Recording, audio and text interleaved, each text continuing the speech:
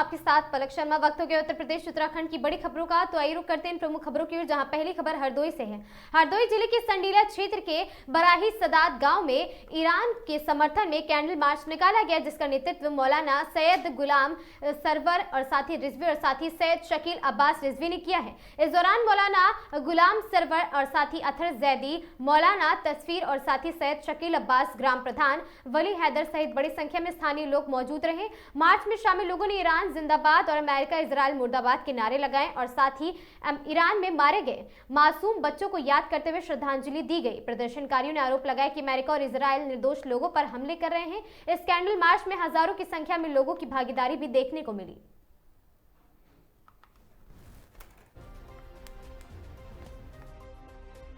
ये न्यूज़ देना चाहता हूँ कि ईरान हमेशा मजलूमों के साथ खड़ा रहा है। ईरान ने मज़हब को नहीं देखा कि ये शिया है तो इसका साथ दें, बल्कि ईरान ने पूरी दुनिया में इंसान को देखा कि ये इंसान है। ये नहीं देखा ये हिंदू है, मुसलमान है, सिख है। ईरान ने हमेशा मजलूमों का साथ दिया है और जालिमों को छोड़ा नहीं है। रहमान रहीम। ये जो तमाम मुसलमान पूरी दुनिया में जो एहतजाज कर रहे हैं आयतुल्लाह खामनाई साहब की शहादत के सिलसिले में, और जो ईरान पर अमेरिका और इजराइल का जुल्म हुआ है उसके सिलसिले में जो पूरी दुनिया में एहतजाज हो रहा है, ये फ़कत हिंदुस्तान नहीं, ये फ़कत ये बराही से छोटा सा गांव, फ़कत यहीं पर एहतजाज नहीं हो रहा है कि बराही सादात संडीला ज़िला हरदोई में ये एहतजाज हो रहा है, बल्कि अमेरिका जो खुद ईरान पर हमलावर है, वहाँ पर भी जो सेकुलर लोग रहते हैं वो भी एहतजाज कर रहे हैं कि तुमने क्यों बेकसूर ईरान के ऊपर हमला किया। और इजराइल को अमेरिका गलत ठहरा रहा है, इजराइल अमेरिका को गलत ठहरा रहा है। इस तरह से एक दूसरे को लोग गलत ठहरा रहे हैं, लेकिन हमले भी किए जा रहे हैं, हमले भी करते जा रहे हैं और कहीं से वो बाज नहीं आ रहे हैं। और ये पूरी दुनिया जानती है कि आतंकवादी कौन है। जो सबसे पहले किसी के ऊपर अटैक करता है या हमला करता है या छोटे छोटे बच्चों को कत्ल करता है, उसी को तो आतंकवादी कहते हैं। और जो ये ISIS दाइश वालों को पैदा किया गया और मुसलमानों को बदनाम किया गया कि मुसलमान आतंकवादी होते हैं, आज बताइए दुनिया में दाइश कहाँ है? दुनिया में दाइश कहाँ है? सब के सब सीरिया और इजराइल बॉर्डर पर रहते हैं। कुछ लोग। खबर सोनभद्र से, जहां सोनभद्र के आदिवासी क्षेत्र के रेणुका नदी पार ग्राम पंचायत गोठानी में न्याय पंचायत सिंदूरिया ग्राम कंपोजिट स्कूल गोठानी वार्षिकोत्सव समारोह व शिक्षा चौपाल का आयोजन किया गया, जिसमें कार्यक्रम के मुख्य अतिथि जिला पंचायत सदस्य प्रतिनिधि संजीव त्रिपाठी और साथ ही मंडल अध्यक्ष चौपन संजय केशरी मौजूद रहे। कार्यक्रम के संचालक मनीष श्रीवास्तव ने कहा कि मां सरस्वती पूजन कर शुभारंभ कराया गया और साथ ही कंपोजिट स्कूल के बच्चों द्वारा सांस्कृतिक कार्यक्रम के माध्यम से वहां पर नृत्य करते देखी बच्चे और साथ ही आदिवासी क्षेत्र के सरकारी स्कूल के बच्चों का बहुत अच्छा लगा कला देखने को मिली है, जिसमें बच्चों ने भक्ति गाने व देशभक्ति, बेटी पढ़ाओ बेटी बचाओ के गानों पर बच्चों ने डांस प्रस्तुत किए। देखा जा रहा है कि आदिवासी शिक्षा में अब छात्र छात्राएं किसी भी मामले में कम नहीं है, शिक्षा के क्षेत्र में भी आगे दिन देखने को मिल रही हैं। और एक बच्ची ने छात्रवृत्ति परीक्षा में पास हो गई और उस बच्ची को इंटर शिक्षा के लिए सरकार द्वारा प्रतिमाह 1000 रुपया मिलेगा। ये बहुत ही गर्व की भी बात है।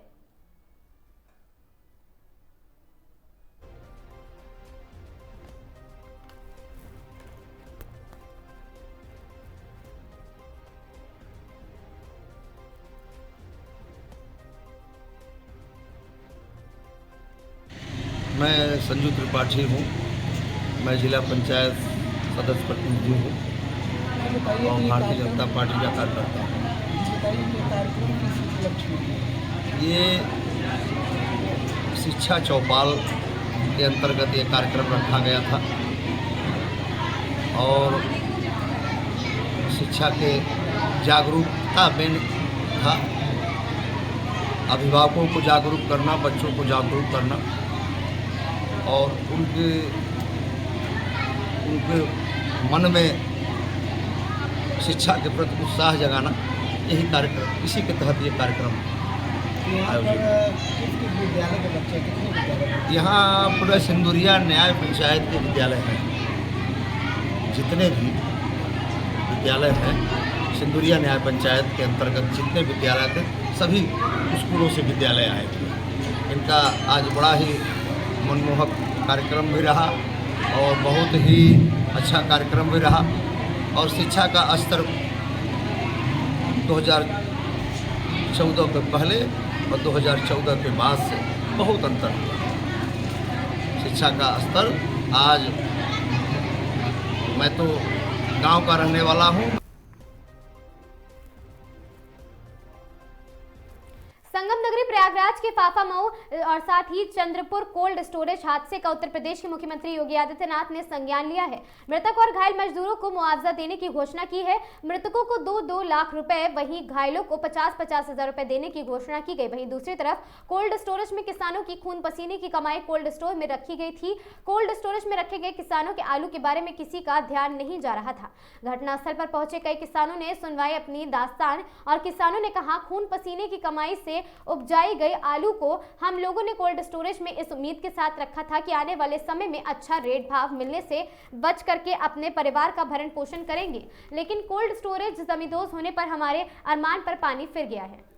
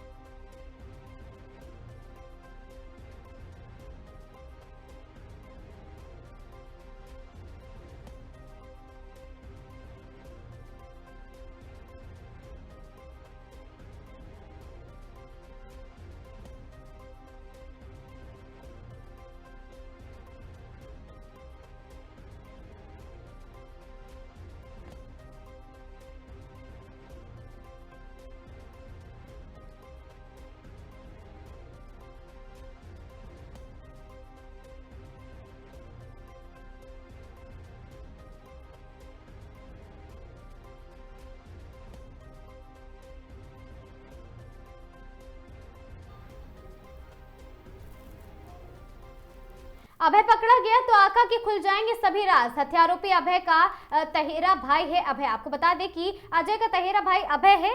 एचपीसीएल प्लांट में घुसकर 12 मार्च को उप महाप्रबंधक सुधीर गुप्ता व सहायक मुख्य प्रबंधक हर्षित मिश्रा की गोली मारकर हत्या की गई। हत्यारोपी अजय प्रताप सिंह समेत पूरा परिवार भाजपा के बड़े नेता के इशारे पर ही सब काम करता आ रहा था और साथ ही एसआईटी की जांच में अभय समेत परिवार के अन्य सदस्यों के नाम सामने आए थे। साथ ही करीब युवा नेता से नजदीकी का भी खुलासा हो रहा था। प्लांट से कुछ ही दूरी पर हत्यारोपी के भाई केशव ने बना रखा था अयाशी का अड्डा। एचपीसीएल प्लांट से कुछ दूरी पर हत्यारोपी अजय के भाई केशव ने एक आवास बनाया है। गांव के लोगों ने बताया कि यहीं से इस परिवार के काले कारनामे संचालित होते आ रहे थे। यह आवास अयाशी का अड्डा बनकर गटा रहा था और साथ ही जहां बनना है औद्योगिक गलियारा, वहीं जबरन किसानों से खरीद ली 200 बीघा जमीन। हत्यारूपी अजय प्रताप सिंह व उसके परिवार से मिलकर भाजपा के नेता ने ट्रस्ट बनाकर करीब 200 बीघा जमीन खरीद ली।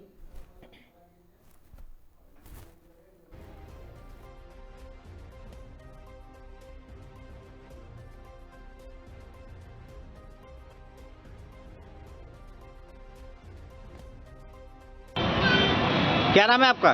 जी विनोद राठा। कहाँ रहते हैं? सच में क्या है मामला आपका पूरा? ये जो घटना हुई है बहुत ही निंदनीय घटना है और खाकी का तो रोल रहा है इसमें और शासन का ही बहुत बड़ा रोल रहा।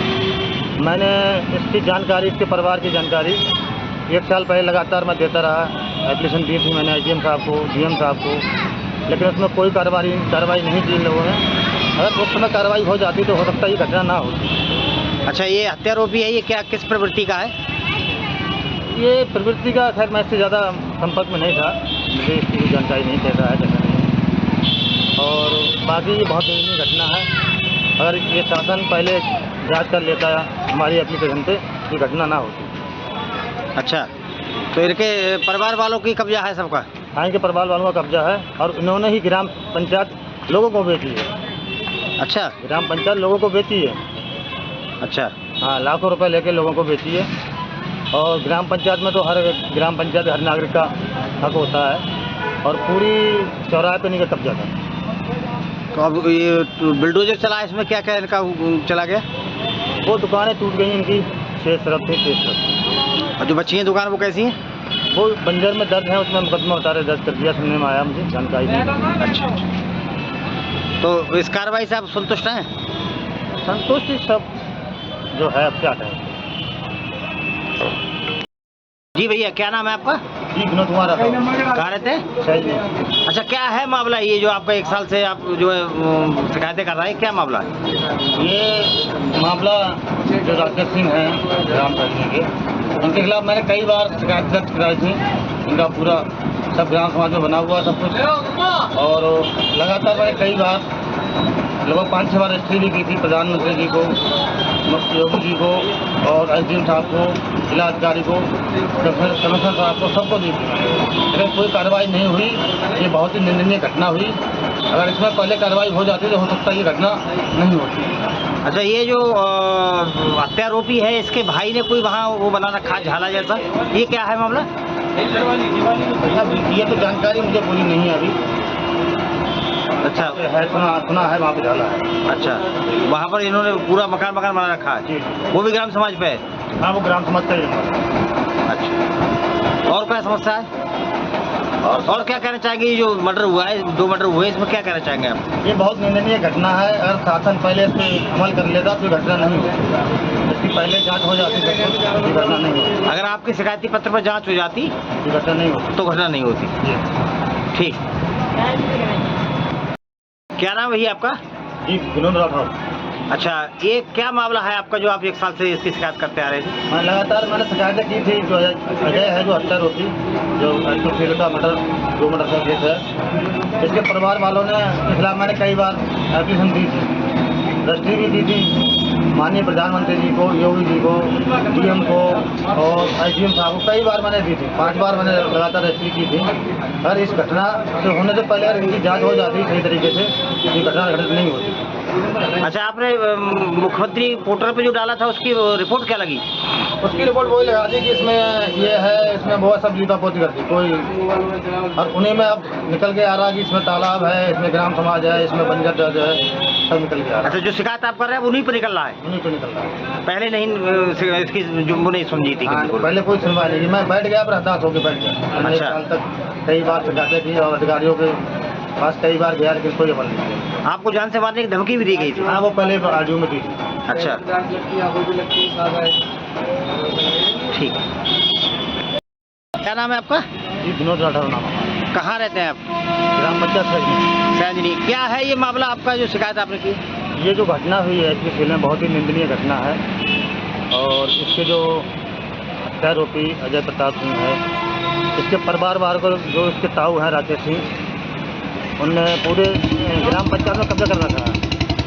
सब दुकानें बना रखी हुई। मैंने कई बार शिकायतें दर्ज कराई थी, दर्ज की थी।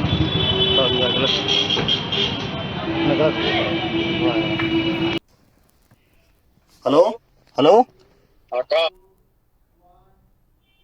बदायूं जिले की मूसाझाक थाना एक बार फिर राष्ट्रीय चर्चा के केंद्र में है। 12 मार्च को थाना क्षेत्र के सैजनी गांव स्थित हिंदुस्तान पेट्रोलियम के कंप्रेस्ड बायोगैस प्लांट में दिन दहाड़े 2 वरिष्ठ अधिकारियों की हत्या ने पुलिसिंग पर गंभीर सवाल खड़े कर दिए। वहीं थाने का पुराना विवाद 2014 में परिसर के भीतर हुई दुष्कर्म की वारदात भी नए सिरे से याद कर दी जा रही है। आपको बता दें, खून खराबा प्लांट के भीतर गोलियों की गूंज 12 मार्च को 2026 की दोपहर करीब 1:30 बजे सैजनी स्थित HPCL प्लांट में अफरा तफरी मच गई जब एक हमलावर ने कार्यालय में घुसकर ताबड़तोड़ फायरिंग की है। Deputy general manager Sudhir Gupta, 55 वर्षीय और असिस्टेंट मैनेजर हर्षित मिश्रा को कई गोलियां लगी हैं और दोनों की मौके पर ही मौत हो गई। पुलिस ने शुरुआती जांच में पूरा आउटसोर्स कर्मचारी अजय प्रताप सिंह को मुख्य आरोपी के तौर पर चिन्हित किया। उसके साथ साजिश में शामिल धर्मेंद्र यादव और साथ ही मुनींद्र विक्रम सिंह की भी भागीदारी गिरफ्तारी पर कोर्ट पर पेश किया गया था।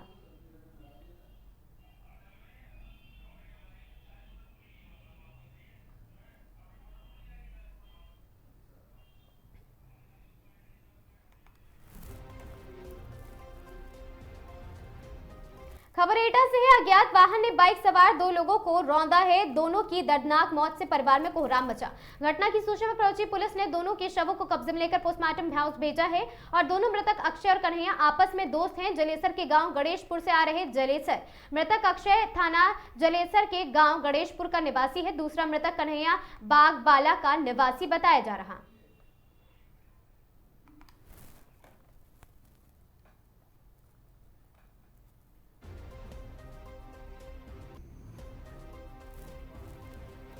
प्रयागराज के मांडा क्षेत्र के दिघिया गांव में ग्राम पंचायत द्वारा भूमिधरी जमीन में सड़क बनाने जाने का मामला सामने आया है। गांव के रहने वाले माता अंबर पांडे ने आरोप लगाया है कि इसी सरकारी अभिलेख में चक मार्ग दर्ज है, जहां पैमाइश वर्ष 2015 में कराकर ग्राम पंचायत ने मिट्टी डालकर सड़क बनाई थी, लेकिन अब ग्राम प्रधान ने उक्त चक मार्ग की पुनः पैमाइश कराकर चक मार्ग की भूमिधरी जमीन को निकाल दिया है। और साथ ही भुक्तभोगी माता अंबर पांडे ने तहसील के राजस्व अधिकारियों को शिकायती पत्र प्रेषित किया है, जिसके बाद तहसीलदार मेजा ने भूमिधरी जमीन में सड़क का निर्माण न करने तथा यथास्थिति कायम रखने के लिए आदेश निर्गत किए हैं, लेकिन अधिकारियों के आदेश की अवमानना की जा रही है और सड़क निर्माण कार्य भी जारी है।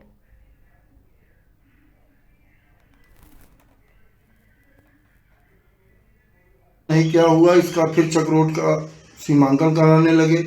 तो जो सीमांकन कराए वो उससे मैं संतुष्ट नहीं था। लेखपाल महोदय से कहा कि आप हमारा बाग भी नाप दीजिए। उन्होंने कहा कि मैं चक्रोड नापने आया हूँ, मैं बाग नापने नहीं आया हूँ, आप धारा 24 करिए। तो मैं धारा 24 की कार्रवाई एसडीएम महोदय के पास किया 16 दिसंबर 2024 को। फिर नापने आए तो ये लोग तो ग्राम प्रधान से कहा कि भाई सड़क बनी है, अगर ये लोग बनवा रहे हैं तो आप इनसे अपना साक्ष्य ले लीजिएगा। चक्रोड बार बार नहीं बदलती, इसका पैसा पास हो गया है। अच्छा ये बताइए चाचा जी, क्या ये पहले आप लोग तो कई वर्षों से रह रहे हैं ना यहाँ पे? तो ये चक्रोड यहाँ पे जो चक्रोड कितने मतलब कितना लंबा चौड़ा चक्रोड था यहाँ? 8 फीट की चौड़ी है। 8 फीट चौड़ी चक्रोड है। फिर आज क्या समस्याएं आ रही हैं आपकी? क्या 8 फीट से ज्यादा चक्रोड बनाया जा रहा है या फिर? अरे चक्रोड छोड़ करके नया चक्रोड बना दिया गया है सर, आप देख सकते हैं सामने। अब इसमें बताने वाली बात क्या है? अच्छा वो चक्रोड जाता, वो चक्रोड छोड़ के आपके जमीन में जो है चक्रोड बना दिया गया। अच्छा ये चक्रोड किसके द्वारा बनाया जा रहा है? ग्राम प्रधान के द्वारा बनाया जा रहा है। तो ग्राम प्रधान ने आप कभी बातचीत नहीं की? आखिर ग्राम प्रधान को हम तहसीलदार महोदय का स्टे दिया, उन्होंने कहा हमसे कोई मतलब नहीं है, हमारे लिए नहीं लिखा है, आप चौकी इंचार्ज से मिलिए। चौकी इंचार्ज से मिले, उन्होंने कहा कि काम नहीं रुक पाएगा। अच्छा, तो आपने एसडीएम महोदय या डीएम महोदय को कभी जो है प्रार्थना पत्र देकर जो है कभी ये चीज़ करवाया कि हमारा जमीन नाप कर जो है जहाँ पे चक्रोड होए उसे बनवा दीजिए? मैं मुख्यमंत्री पोर्टल पर शिकायत कर चुका हूँ, उसके बाद फिर मुख्यमंत्री पोर्टल पर रजिस्ट्री किया हूँ, डीएम महोदय से डायरेक्ट मिला हूँ। उसके बाद यानी आप कई संसाधनों के द्वारा जो है आप प्रार्थना पत्र जो है सक्षम अधिकारियों को दे चुके हैं, लेकिन अभी तक आपको कुछ न्याय नहीं मिला? कुछ नहीं न्याय मिला, 2 चक्रोड बन के खाली हो गई। ये बताइए शासन प्रशासन और एसडीएम महोदय जो डीएम महोदय प्रयागराज मनीष वर्मा जी हैं उनसे क्या न्याय की गुहार लगाना चाहेंगे? जब डीएम महोदय से मिले तो उन्होंने क्या कहते हैं, डीएम के बगल में जो बैठते हैं उन्होंने बीडीओ को फोन किया, कहा आप तत्काल शाम तक रिपोर्ट प्रस्तुत करिए, क्या मामला है। और सर क्या किए हमें तो। अच्छा राजस्व विभाग से क्या चाहते हैं आप? किस तरीके की जो है आपके साथ न्याय? हमारे बाग हम धारा 24 किए हैं, हमारे बाग की पैमाइश हो जाए, पैमाइश हो जाए, आपकी बाग जो नाप हो जाए, आपकी संपत्ति छोड़कर जो है जहाँ चक्रोड। अगर हमारे बाग में से जाता है तो बाग में ले जाए, हमको कोई। लेकिन बाग में से क्यों लेके जाएंगे? अगर जो सरकारी चक्रोड है 8 फीट का चक्रोड है तो वही चक्रोड जहाँ पे है वहीं पे बनना चाहिए। तो सर न्याय चाहिए, लेकिन मिल नहीं रहा है जी। यानी आप परेशान है काफी? बहुत परेशान है। ठीक।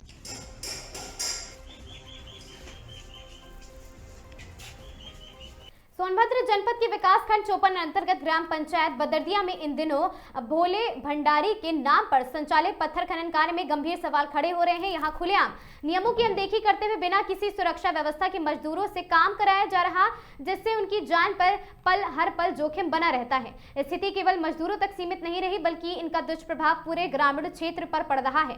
भारी ब्लास्टिंग के कारण गाँव के कई मकानों में दरारें आ चुकी है। प्राथमिक विद्यालय और आदिवासी बहुल बस्तियों के लोग भी आज भी मूलभूत सुविधाओं से वंचित है, जबकि उनके आसपास करोड़ों का खनन धड़ल्ले से चल रहा है। ग्रामीणों का आरोप है कि जब वे इस संबंध में शिकायत करते हैं तो उन्हें दबाने और साथ ही डराने की कोशिश की जाती है। सूत्रों के अनुसार खनन स्थल पर बड़े पैमाने पर पोकलैंड मशीन का इस्तेमाल हो रहा है और साथ ही मकानों को दरकिनार कर खतरनाक ब्लास्टिंग की जा रही है। ना तो मजदूरों को सुरक्षा उपकरण उपलब्ध बताए जा रहे हैं और न ही किसी प्रकार की प्रभावी निगरानी की व्यवस्था है। और गौरतलब है कि हाल ही में बिल्ली मारकुंडी खनन क्षेत्र में खदान धंसने से 7 मजदूरों की दर्दनाक मौत हो चुकी थी। यह हादसा प्रशासन के लिए एक चेतावनी बना है। इसके बावजूद हालात जस के तस बने हुए स्थानीय लोगों का यह भी कहना है कि शिकायतों का निस्तारण केवल कागजों तक सीमित रह जाता है।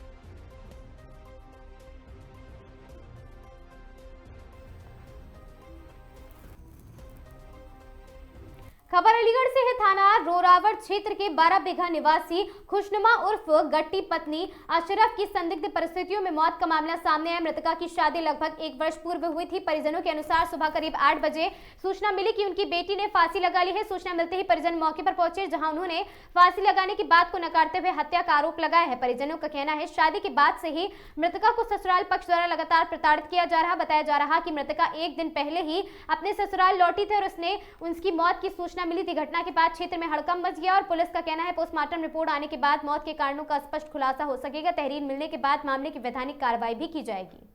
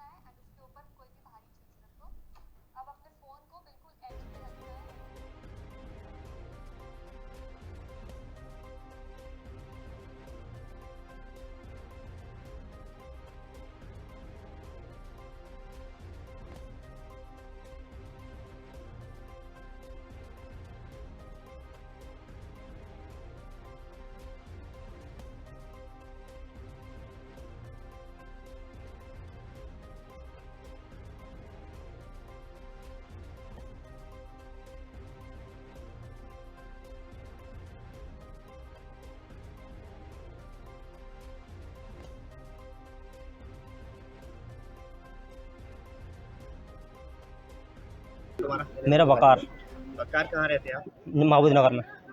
ये जो फांसी लगाई है क्या है? वो हमारी भांजी है। भांजी है मेरी सगी। कितने दिन पहले शादी हुई? 1 साल पहले।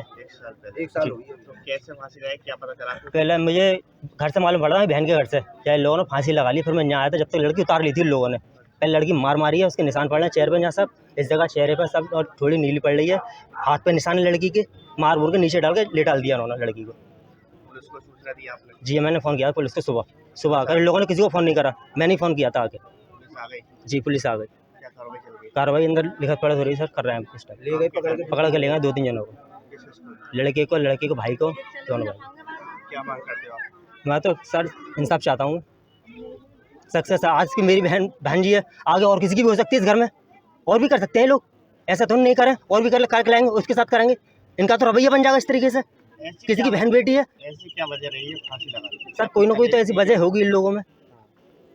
बार मारना तो 1 साल से मारे पड़े हैं उस लड़की को, परेशान कर टॉर्चर करते हैं बार। या तू घर चली जा, फिर आती है वो। कौन घर वाले इसलिए शादी करते हैं जो घर अपने घर रखेंगे, और तो ज़्यादा परेशानी तो लड़की को मना कर तू अपने घर जा, तो लड़की अपने घर चली जाती। तू ले जा रहा तुम कल, और कल गए कल हाथों तो उसे बुला लाई, छोड़ी नहीं लड़की जरा सी देर के लिए। लोगों ने हाथों बोले चल घर चल रहे, लड़की को लेकर आ गए लेकर, और सुबह आ गए मार कर डाल दिया लड़की को, फांसी लगा गई लोगों ने।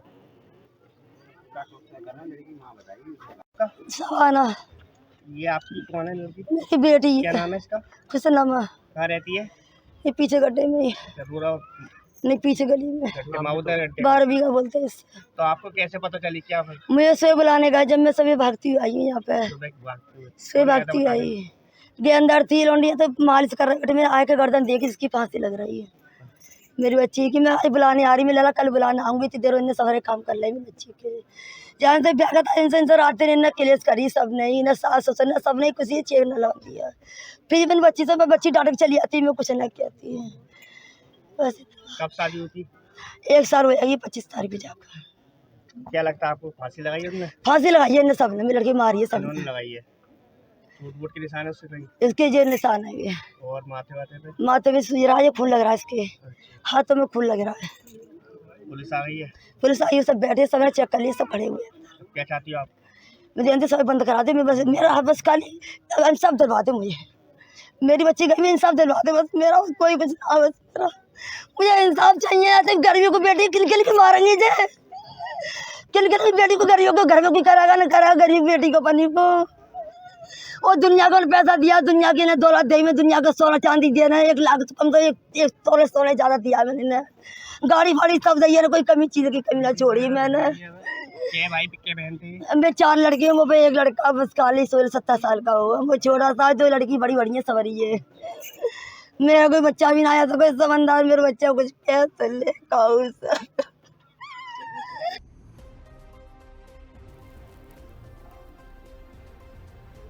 जनपद के थाना मचरेटा क्षेत्र के बहोरनपुर गांव में 26 वर्षीय महिला निमिषा उर्फ मुस्कान की संदिग्ध परिस्थितियों में फांसी लगने से मौत हो गई है। मृतका की शादी करीब 3 वर्ष पहले अतुल कुमार उर्फ दीपक के साथ हुई थी। जानकारी के अनुसार घटना से 1 दिन पहले ही महिला ने अपने मायके मोबाइल के जरिए एक सुसाइड नोट भेजा था। घटना की सूचना पड़ोसियों ने फोन पर मायके पक्ष को दी है। मृतका के परिजनों ने ससुराल पक्ष पर गंभीर आरोप लगाए और पिता संतोष और बाबा छोटेलाल का कहना है कि निमिषा को दहेज के लिए लगातार प्रताड़ित किया जाता था। सूचना मिलते ही वहां मचरेटा थाना अध्यक्ष प्रभात गुप्ता पुलिस बल के साथ मौके पर पहुंचे और शव को कब्जे में लेकर जांच शुरू कर दी है। मामले के लिए नायब तहसीलदार विवेक तिवारी, क्षेत्र अधिकारी विशेल गुप्ता और साथ ही फॉरेंसिक टीम भी मौके पर पहुंची है और साथ ही लोग वहां पर मौजूद हैं। पुलिस सभी पहलुओं को ध्यान में रखते हुए आगे की कार्रवाई कर रही है।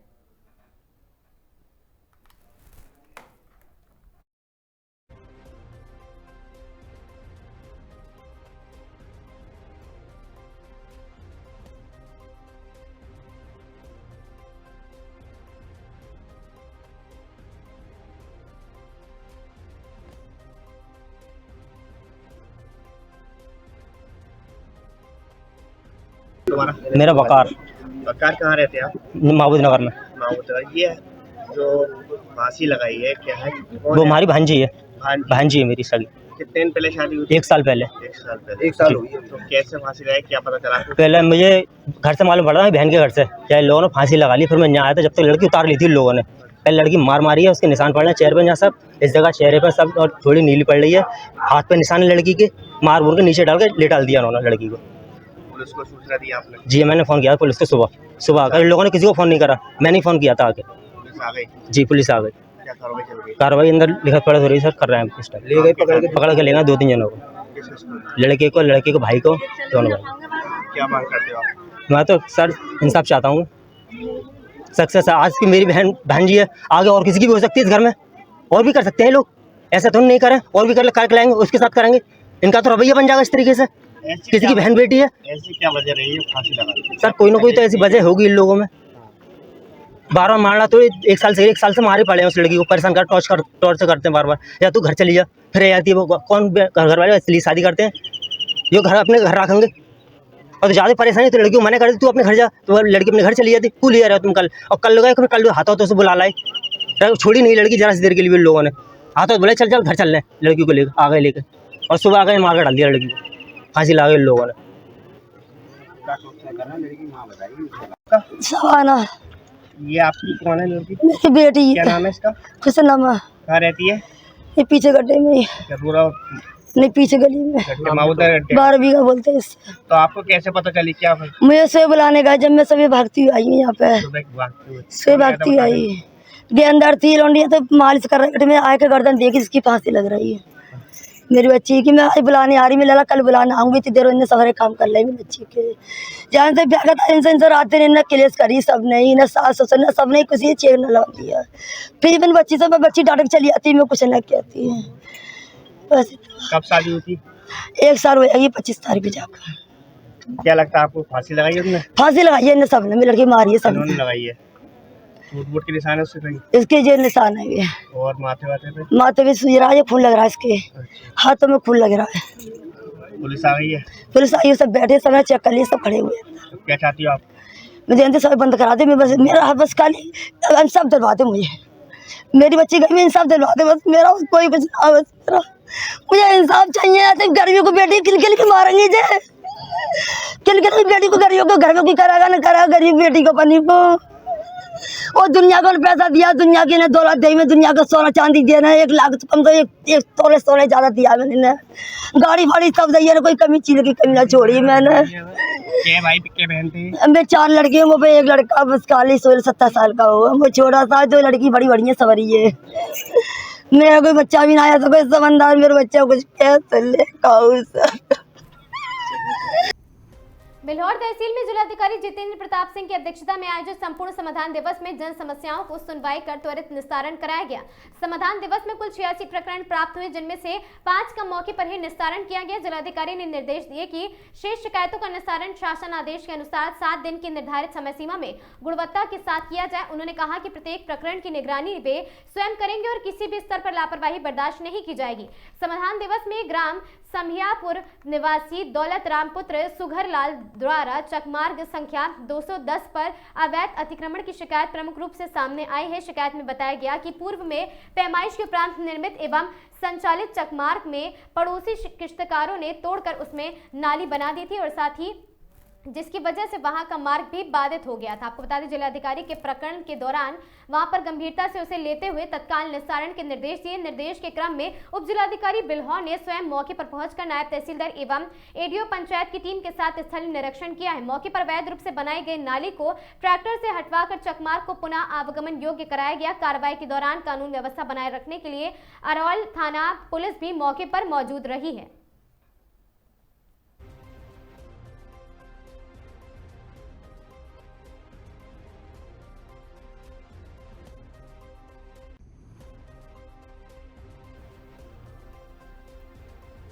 संडीला क्षेत्र में उस वक्त उत्साह का माहौल देखने को मिला जब महेंद्र सोनी को जिला उपाध्यक्ष बनाए जाने की खबर सामने आई। इस उपलब्धि पर कार्यकर्ताओं और समर्थकों में खुशी की लहर दौड़ गई और साथ ही कस्बा संडीला के इमलियाबाग चौराहे पर भव्य स्वागत कार्यक्रम का आयोजन किया गया, जहां रिंकू सक्सेना ने फूल माला पहनाकर और मिठाई खिलाकर महेंद्र सोनी को जोरदार स्वागत किया। इस मौके पर बड़ी संख्या में लोग मौजूद रहे, जिसमें प्रमुख रूप से रिंकू सक्सेना, शिवम सिंह, राजेंद्र सोनी, सुरेंद्र सिंह और साथ ही दीपक गुप्ता, सत्यम गुप्ता, गोपाल, मनोज, सुमित सक्सेना, हिमांशु सक्सेना समेत कई समर्थक शामिल रहे हैं। कार्यक्रम के दौरान समर्थकों ने खुशी जाहिर करते हुए महेंद्र सोनी को नई जिम्मेदारी के लिए शुभकामनाएं दी और संगठन को और मजबूत करने पर भी विश्वास जताया।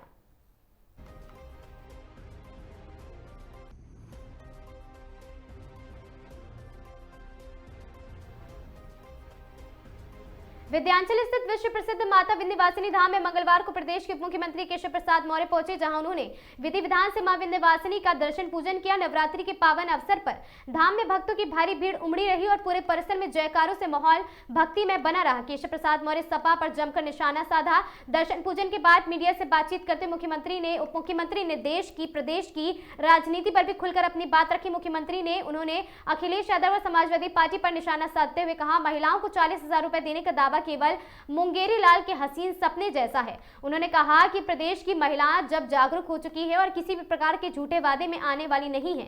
उन्होंने दावा किया, प्रदेश की कोई भी महिला सपा की साइकिल का बटन नहीं दबाएगी। दिव्य दर्शन कर लिए, जीवन धन्य हो गया। नवरात्रि के पावन पर्व पर दर्शन मिला। मैं अपने आपको कृतार्थ समझता हूँ माँ की दया के लिए, और नवरात्रि में दर्शन मिलना ये सौभाग्य की ही बात होती है। यद्यपि यहाँ बड़ी संख्या में भक्त आते हैं, कोई भी वीआईपी मूवमेंट हम लोग इस समय स्वयं नहीं चाहते हैं कि किसी दूसरे भक्तों को परेशानी हो, लेकिन माँ के दर्शन की जो चाह थी वो खींच के लाई और माँ ने कृपा करके बुला लिया। हम प्रदेश के 25 करोड़ लोगों के जीवन को खुशहाल बनाए रखने के लिए, प्रगति के लिए माँ के चरणों में प्रार्थना करते हैं और हमें पूरा विश्वास है माँ की कृपा जैसे हम लोगों को 2014 से निरंतर प्राप्त हुई है, 2027 में भी प्राप्त होगी और तीसरी बार बहुत बड़े बहुमत से उत्तर प्रदेश में भारतीय जनता पार्टी की सरकार बनेगी और समाजवादी पार्टी सैफई चली जाएगी। 40,000 रुपए अखिलेश यादव ने कहा कि सालाना देंगे महिलाओं को। देखिए, श्री अखिलेश यादव जी सत्ता में आने के मुंगेरी लाल के हसीन सपने देख रहे हैं। कोई भी महिला वो 40,000 नहीं 40 लाख रुपया देने की बात करे तो समाजवादी पार्टी के साइकिल की बटन नहीं दबा सकती है, क्योंकि उसे मालूम है कि अगर हमने साइकिल की बटन दबाया तो उनकी सुरक्षा, उनके सुहाग की सुरक्षा, उनके संतान की सुरक्षा, उनके राखी की सुरक्षा सब खतरे में पड़ेगी। गैस की कटौती होने जा रही है। कोई कटौती नहीं होने जा रही है, अफवाह फैला रहे, अफवाह गैंग अफवाह फैला रहे। मंडली चिकित्सालय मिर्जापुर में लाश को चूहों ने खा लिया, उस पर आपने कोई कार्रवाई नहीं? जो अगर ऐसी कोई शिकायत आएगी कार्रवाई करेंगे।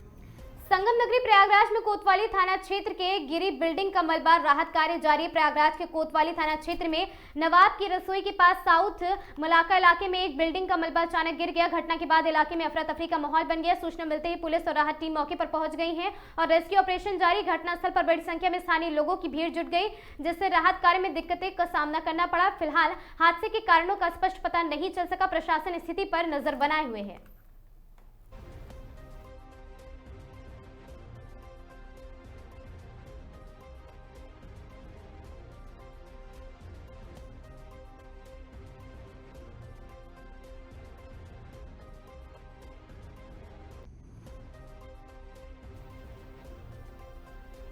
श्रावस्ती में धूप तस्करी का बड़ा खुलासा। जंगलों से कटकर जा रही खेप बड़ी पकड़ी गई। वन विभाग और एसएसबी की संयुक्त कार्रवाई में तस्करों के मंसूबे नाकाम। मुखबिर की सूचना पर ककरदरी वन रेंज के हकीमपुरवा बॉर्डर इलाके में रात में की गई है घेराबंदी। मौके से 3 ट्रैक्टर ट्रॉली के साथ 195 बोरी धूप छोटे छोटे टुकड़े में कटी हुई बरामद की गई। आपको बता दें, वहां पर बरामद धूप की कीमत करीब 40 लाख रुपए आकी गई। तस्कर अंधेरे का फायदा उठाकर मौके से भागे हैं। वन टीम का दावा, तस्करों की जा रही तलाश। भारत नेपाल सीमा पर सक्रिय तस्करी नेटवर्क पर बड़ा वार।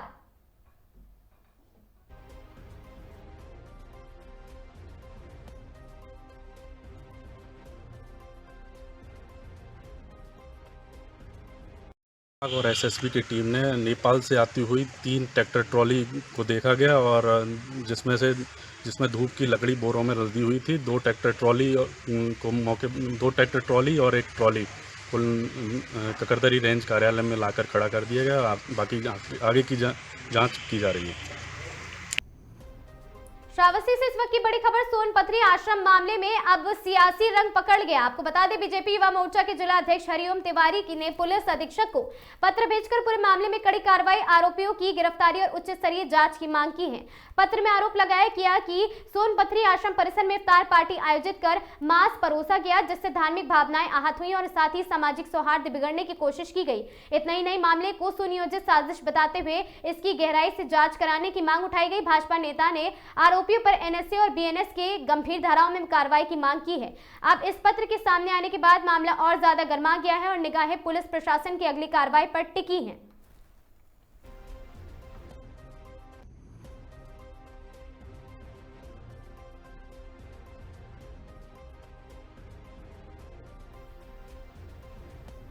सम्राट पृथ्वीराज चौहान राजकीय महाविद्यालय में डिप्टी सीएम प्रेमचंद्र बैरवा को ज्ञापन देने पहुंचे एनएसयूआई देहात अध्यक्ष अंकित घारू को पुलिस ने लिया हिरासत में। आपको बता दें, क्लॉक थाना पुलिस ने जबरन उठाकर बैठाया पुलिस जीप में और साथ ही अंकित घारू का पुलिस हिरासत में लेने के बाद कांग्रेस कार्यकर्ताओं का फूटा आक्रोश और साथ ही क्लॉक थाने पर धरना देकर किया विरोध प्रदर्शन। पुलिस के खिलाफ नारेबाजी कर लगाया अभद्र बर्ताव का आरोप। प्रदर्शन के दौरान कांग्रेस नेताओं ने कहा, एनएसयूआई देहात अध्यक्ष अंकित घारू को वहां पर पुलिस ने उनसे बदसलूकी की और साथ ही थाने पर भी सीआई ने कांग्रेस नेताओं से किया अभद्र व्यवहार।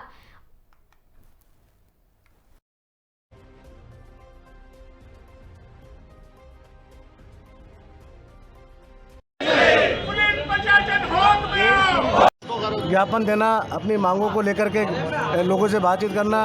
अंकित घारू आज सिर्फ 5 लोगों के साथ में गवर्नमेंट कॉलेज के अंदर इनके बीजेपी के उप मुख्यमंत्री प्रेमचंद बैरवा जी आए थे और कॉलेज की मांगों को लेकर के, यूनिवर्सिटी मांगों को लेकर के एक ज्ञापन दे रहे थे। लेकिन प्रशासन ने ज्ञापन देने से पहले ही उनको इस तरह से उठाया, गाड़ी में उठाया, गाली गलौज करके, ये बहुत निंदनीय है और लोकतंत्र में ये हम नहीं सहेंगे, क्योंकि आज उस पदाधिकारी के साथ हुआ, कल किसी पदाधिकारी के साथ होगा।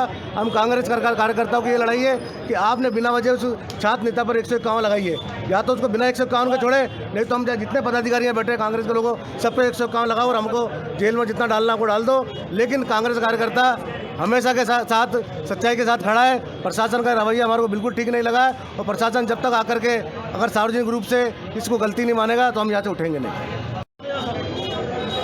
अंकित धारू जो हमारे NSA का अध्यक्ष है, उसका बेवजह बंद कर दिया। सिर्फ उसका गुनाह क्या था कि वो ज्ञापन देना चाह रहा था डिप्टी CM को, और वो भी ज्ञापन दे रहा था स्टूडेंट की प्रॉब्लम के बारे में, उसकी कोई पर्सनल प्रॉब्लम नहीं थी। तो मतलब डेमोक्रेसी में आप ज्ञापन भी नहीं दे सकते। ये तो जंगल राज हो गया पुलिस प्रशासन का। हम बहुत ये घटना का विरोध करते हैं और इमीडिएटली इनको अंकित धारू को छोड़ा जाए, अन्यथा हम सड़कों पर आएंगे, धरना प्रदर्शन जारी रखेंगे। इन खबरों में आज के लिए बस इतना ही। ऐसी खबरों से लगातार जुड़े रहने के लिए बने रहें हमारे साथ और देखते रहें आगाज टाइम्स।